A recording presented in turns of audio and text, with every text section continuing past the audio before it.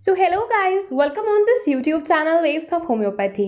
So guys, long videos के साथ अब मैं शॉर्ट क्लिप्स भी डालने वाली हूँ होम्योपैथिक मेडिसिन की, जिसमें हम एक या दो सिम्टम्स डिस्कस करेंगे किसी पर्टिकुलर मेडिसिन का। सो आज के इस वीडियो के अंदर मैं आपसे बात करने वाली हूँ होम्योपैथिक मेडिसिन जिसका नाम है अर्निका मोंटेना, उसकी ब्लैचिंग के बारे में।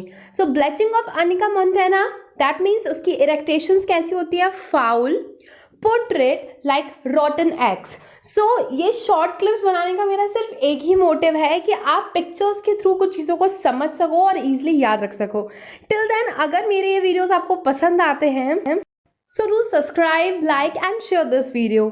अदरवाइज मैंने आर्सेनिक एल्बम के बहुत सारे नोट्स के वीडियोस डाले हैं, तो वो ज़रूर देख लीजिए।